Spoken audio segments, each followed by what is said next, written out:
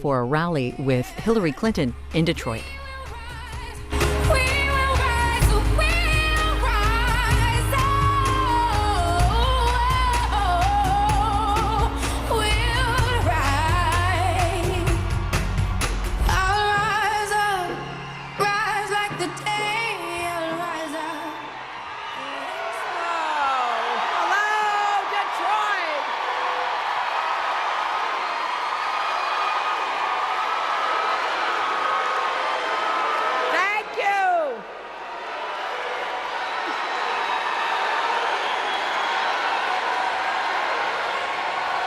I'll tell you,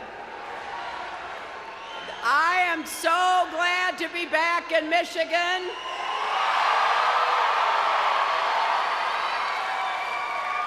And that introduction, I'm just still vibrating from it.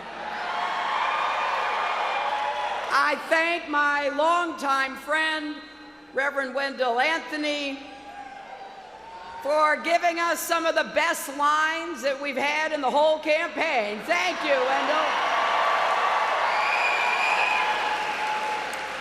You know, there's something special about this place, and some of you may have recognized the song that was playing when I came in, an amazing anthem sung by the talented Andra Day called Rise Up.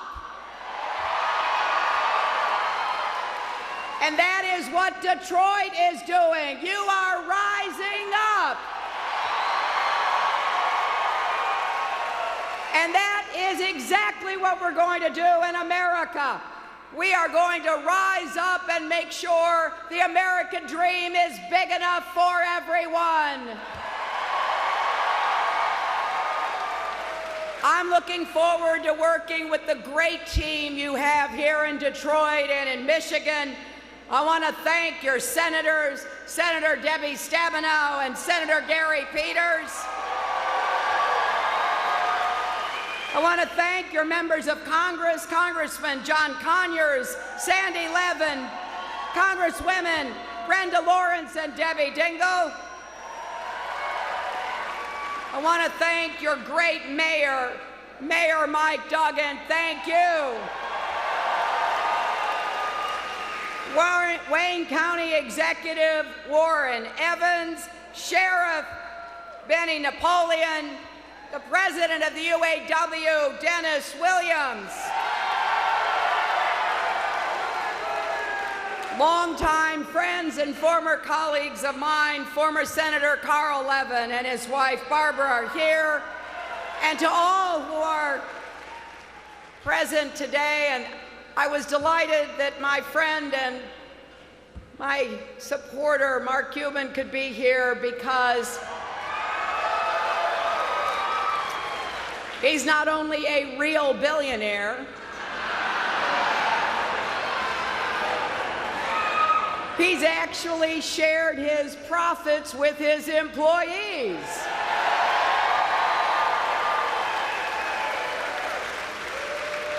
Now, are you ready to vote on Tuesday? Are you ready to volunteer to get everybody out to vote? Are you ready to choose our next president and commander-in-chief? Did any of you see the 3 debates that we had? Well, I spent 4.5 hours standing next to Donald Trump, proving once and for all I have the stamina to be the next president. Now, he kept saying a lot of unusual things, didn't he? And you know, there's a certain preparation you do to be ready for those debates, and of course I did it because I think you should prepare to be President of the United States. And I did practice my composure. People said to me, well, how did you do that? The things he was saying, and in that second debate when he was following you around and lurching over you. I said, well, I did practice. And I had my friends and my family just spend hours saying terrible things to me. So I was ready. But he would say, like, well, what have you done for 30 years? And, you know, I don't want to brag. I don't want to.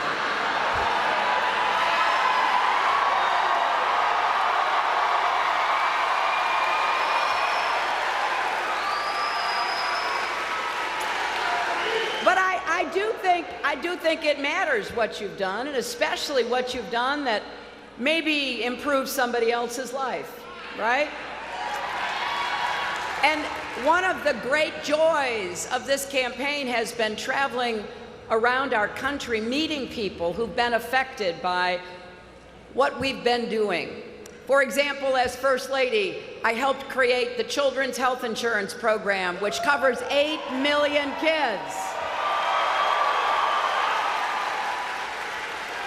And these are families that, you know, they're not poor families, they're working people, but they don't make enough money and they don't work for somebody who provides insurance. And so very often their kids were being affected by not getting the health care they should have had. I met a woman whose baby daughter, when she was born, was diagnosed as totally deaf. And the doctor said, you know, we're sorry, there's really nothing we can do for her. But this mother, like many mothers I know, did not take that for an answer, right? She got on the internet, she began to research, and she found that there were treatments that she could maybe provide to her little daughter, but they were expensive, and she and her husband didn't have that kind of money, and they didn't have insurance. She was at her doctor's office and just so distraught, and the doctor said, well, there's this new thing called the Children's Health Insurance Program. Maybe you should look into it. Turned out she was eligible.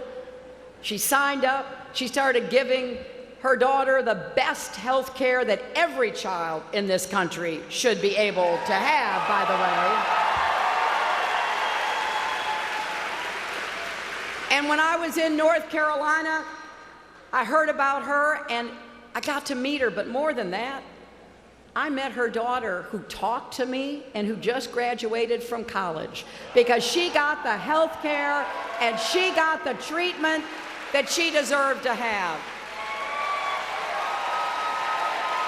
I'll tell you what, that is how I judge my last 30 years. Have I done something to help somebody else? I am well aware of the blessings that I have had. And I want to be sure that all of us figure out a way to pay it forward, make it possible for more families, more kids to have the chance to live up to their own God-given potential.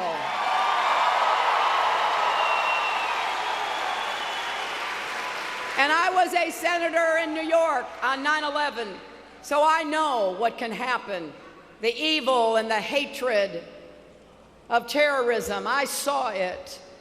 And I spent my time helping to rebuild New York City and helping to get health care for the brave first responders who ran toward danger, not away from it. Our police, our firefighters, our EMTs. And I'll tell you who else we got covered. We got construction workers who ran with their supplies and their tools, and I see one right out there who knows exactly what I'm talking about. All across the city, people were leaving their job sites and rushing toward danger. That was America at its best. And don't ever forget what we are capable of being, who we are. We are not afraid. We are brave, courageous people who will do our best if given the chance.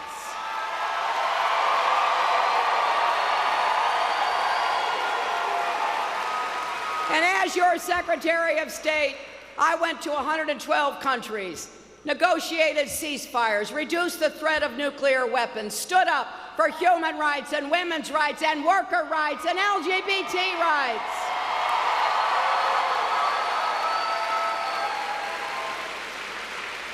I'm telling you this because I want you to know that I will do everything I can.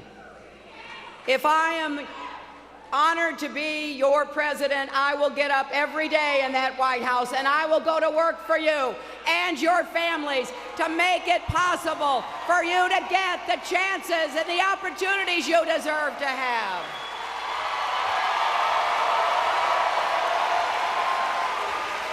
I want you to have a candidate you can vote for, not just someone to vote against.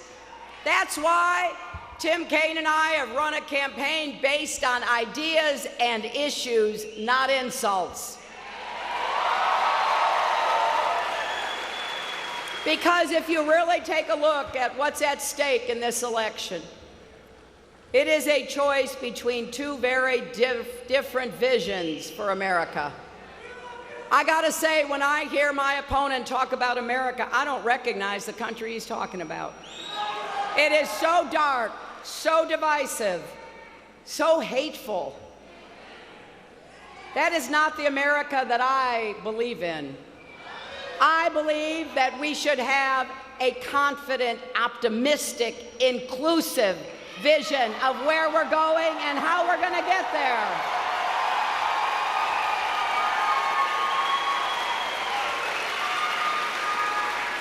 I love our country and I believe in the American people, and I think there's nothing we can't achieve if we work together and we set some goals and we go after them.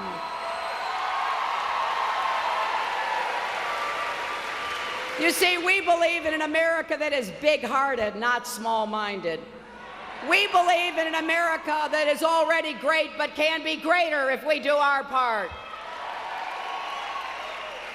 And we believe America is great because America is good. Never forget that. If we lift each other up and not tear each other down, we can go even further. And I believe with all my heart, that's why the slogan of my campaign sums it up, that we are stronger together.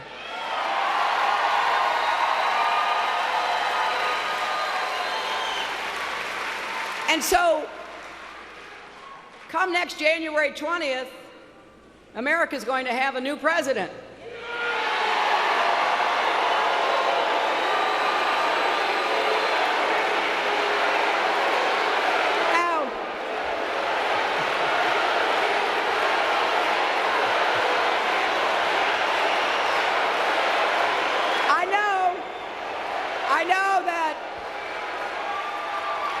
I know that a lot of people say that they want change. Well, let me tell you this. Change is inevitable. There will be change. The question is, what kind of change are we going to have? Are we going to build a stronger, fairer, better country? Or are we going to fear the future and each other? I sure hope not. That is not the America that I believe we are. And so here's what I want to ask you to do. I want you to talk to your friends and your family, your neighbors. Michigan is one of these states that doesn't have early voting. I've been all over the country going to states that are already voting. In fact, I don't know, about 31 to 3 million people have already voted in those states.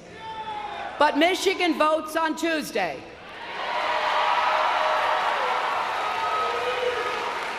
And I imagine there are some of you who know people who say they're going to vote for Donald Trump, right?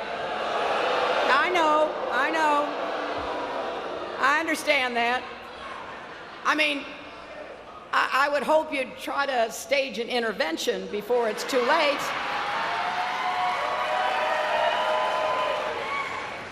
But maybe you could ask them with you to imagine January 20th, 2017. And imagine that my opponent is taking the oath of office in front of the Capitol. Imagine having a president who demeans women and mocks the disabled, who insults African Americans and Latinos and Muslims, who personally engages in busting unions and preventing people from having the right to bargain collectively. Now, the truth is, we really don't have to imagine what that would be like, because everything he has said and done, both in his career and in this campaign, tells you what could happen. You know, Michelle Obama, who says so many wise and wonderful things,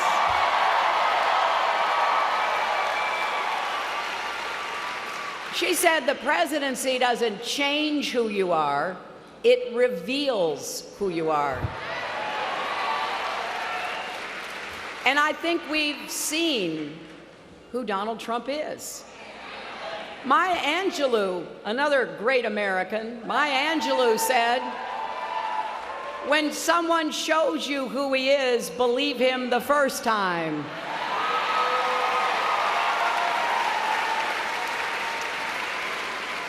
And if my opponent were to win, we would have a president who has only ever been in it for himself. Just last year, he said again, it wouldn't have mattered if we'd rescued the auto industry or let it go bankrupt. What is he talking about? I'm proud that President Obama saved the auto industry.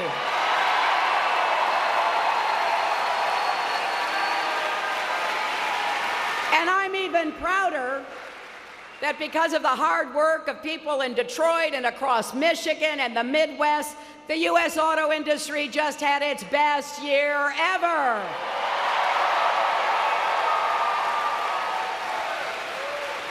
If Donald wins the election, we'd have a president who wants to ban every Muslim in the world from coming to visit the United States.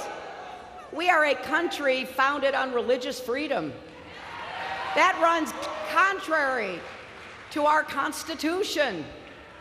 We would have a president who has said repeatedly that he thinks the lives of black people are all about crime and poverty and despair. He has no idea about the strength of the black church and the vibrancy of black-owned businesses and the excellence of historically black colleges and universities.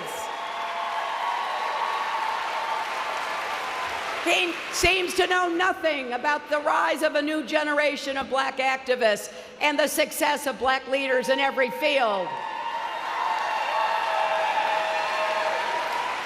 I think he needs a visit from Reverend Wendell Anthony, don't you?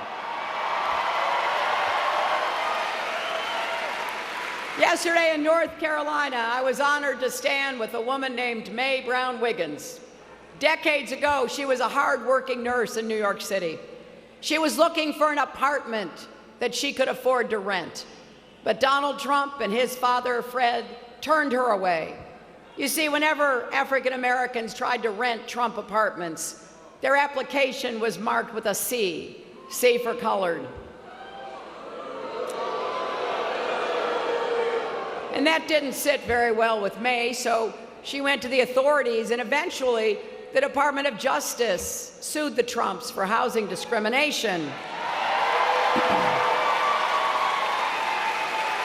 And although they settled, they wouldn't change, so the government had to take them back to court.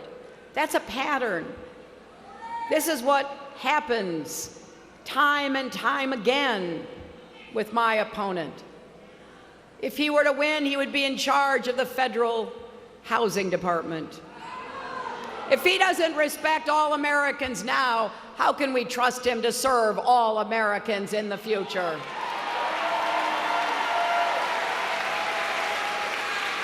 He has such a casual disregard of our Constitution. He doesn't seem to understand that the rule of law, that we really are a nation of laws, not men.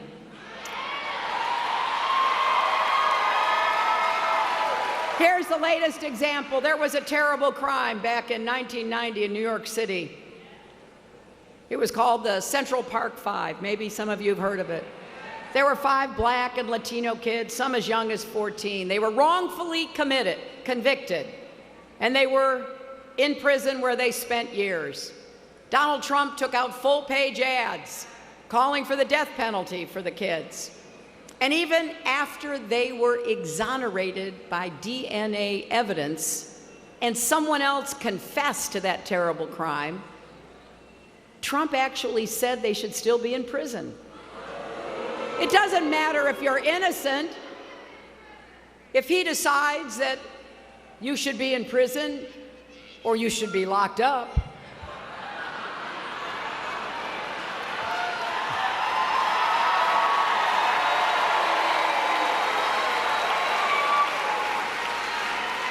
no wonder he admires Vladimir Putin, because that's exactly what Putin does to his people. So we can't trust him with our Constitution. We can't trust him to obey the rule of law. He has shown us who he is. Now we have to decide who we are. So let me paint you a different picture. Here's what we're going to do together if we win this election on Tuesday night.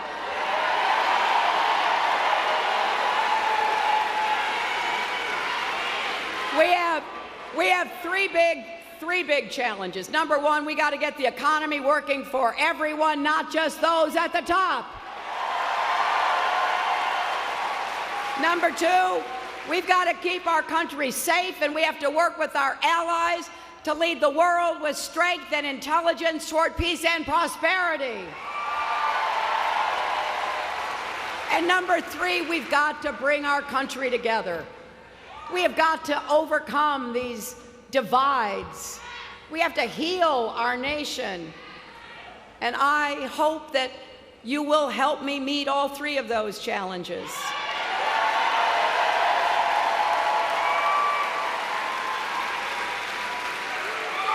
I have said repeatedly that we're going to take on discrimination and bigotry, because anytime we hold somebody back, it can lead to holding other people back.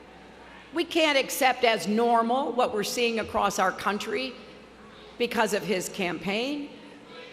A church in Mississippi was burned this week. Someone painted "Vote Trump" on the side and then set it on fire. We can't let that happen. What happened in Flint, Michigan should not be normal or acceptable.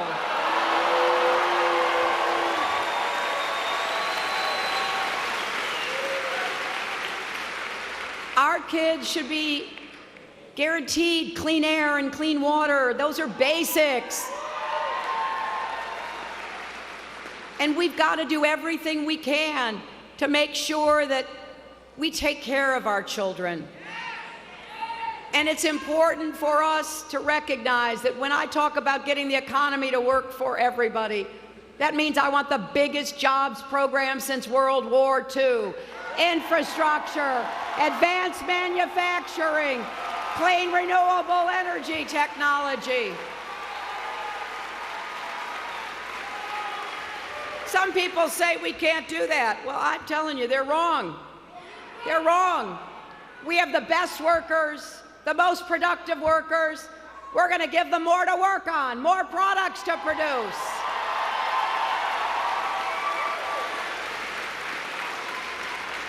And we're going to do more for small business, because small business is the backbone of so many communities. And I want everybody to have the chance to succeed in America. That means we're going to dismantle the so-called school-to-prison pipeline and replace it with a cradle-to-college pipeline.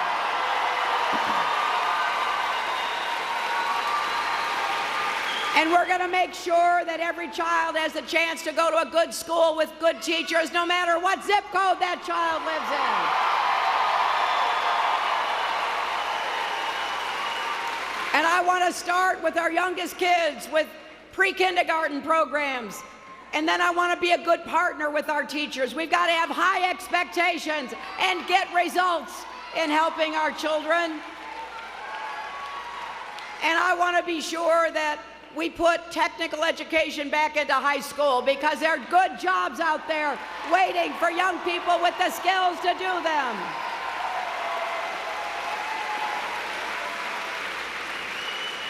It'll be important that we create an environment in which our police and our communities can work together and trust each other. I believe we are all safer when everyone has respect for the law and everyone is respected by the law, and that's what we're going to work toward.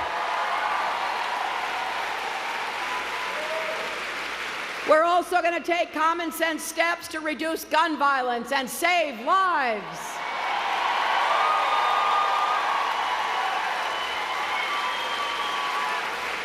This has nothing to do with the scare tactics coming from my opponent. Have you seen he's starting to wear a camo hat now? Really?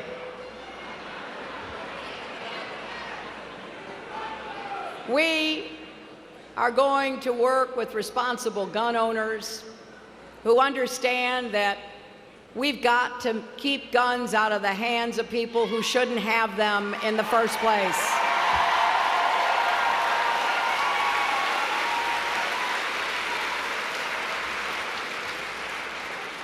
And while we create more safe communities, we want to invest in those communities. I want to continue the good work that our past two Democratic presidents have done, one named Clinton, one named Obama.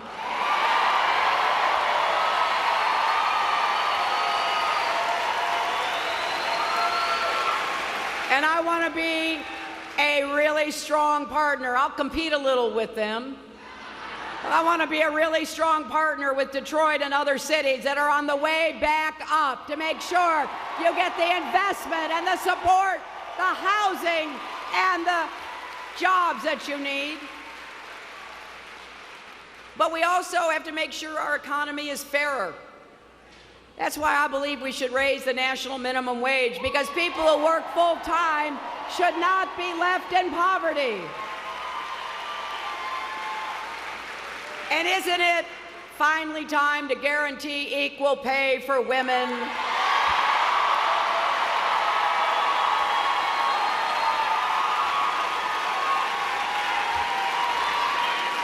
This is not a woman's issue.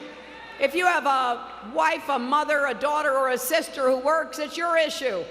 It's a family issue.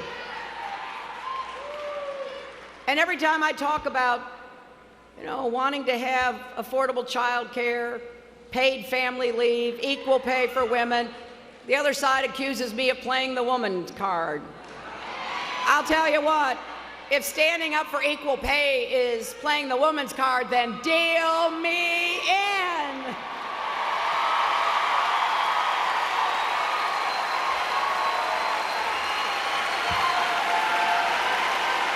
And one of the other big challenges we're going to take on, I'm so excited about this. I'm really proud of the campaign that Bernie Sanders and I ran, because it was a campaign about issues. And what we decided after it was over is how we could work together to make sure that everybody who wants to go to college can afford not just to start, but actually to graduate. So we came up with a plan that if you go to a public college or university, you will go tuition-free if your family makes less than $125,000 a year.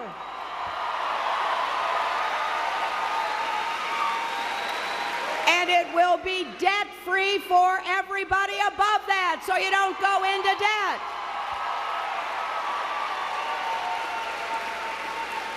And for people who already have student debt, we're going to help you pay it down and pay it off to get out from under it.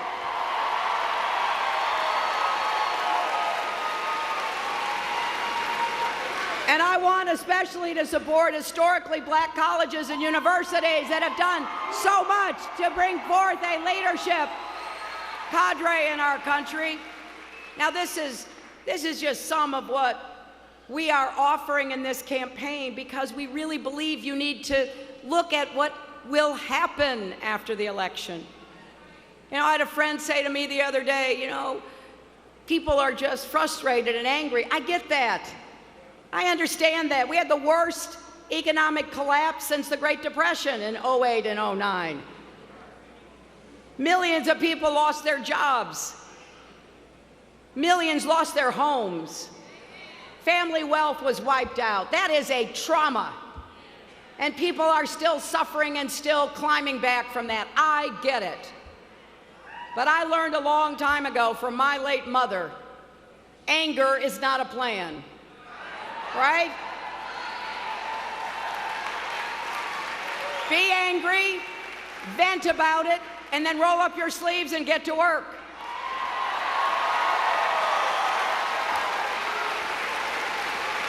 That's what I will do.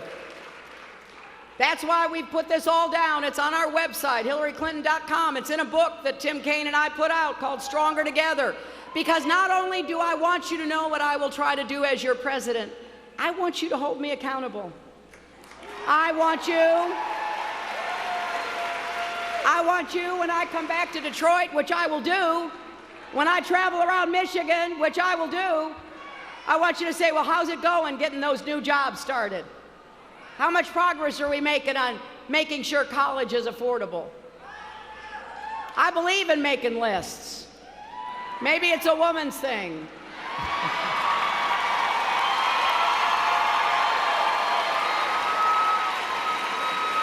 My husband said to me one time, you have lists of your lists. Well, I do, because I want to know what we're going to get done and how we can make progress together. And ultimately, this election really is about the kind of country we want for our kids, and in my case now, my grandkids. Are we really a nation that believes in freedom and justice for all?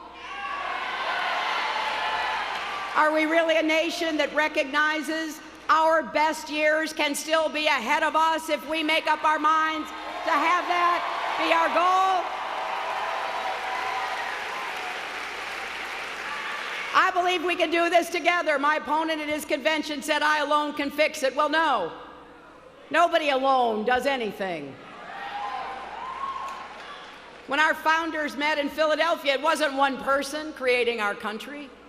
It was many people working together and fighting a revolution to get that democracy, and then to fight for civil rights and voting rights and workers' rights and women's rights and LGBT rights.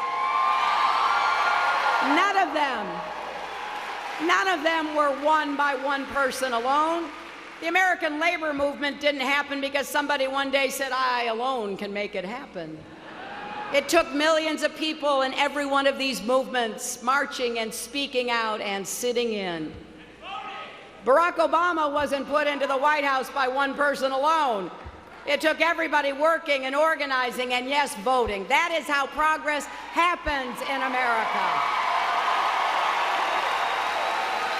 So really, it all comes down to you, my friends. You have to vote. Our progress is on the line. Everything that has happened up until this point is on the line. I'm ready to defend and build on the progress that we've made. I'm proud I was a member of President Obama's cabinet. I'm proud that he and I are friends. But he knows and I know that American leadership, American presidents, it's like running a relay. You do your very best and then you pass off the baton and you just hope that the person you pass it off to doesn't drop to the ground or doesn't turn around and run back the way we came from, which is what my opponent is promising to do.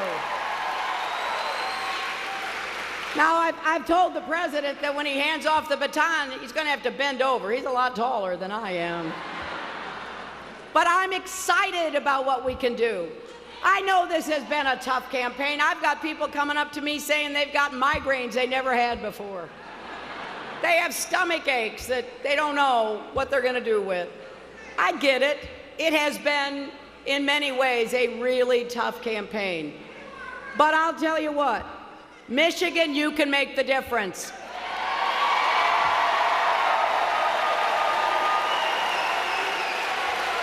All I'm asking you is talk to your friends, talk to your family, talk to your co-workers, talk to everybody. If you have time to volunteer, go to hillaryclinton.com to volunteer or text JOIN, J-O-I-N, to 47246. Because when your children, and there are some beautiful children in this crowd here today, when your children or grandchildren ask what you did in 2016, when everything was on the line, I want you to be able to say, I voted for a better, stronger, fairer America.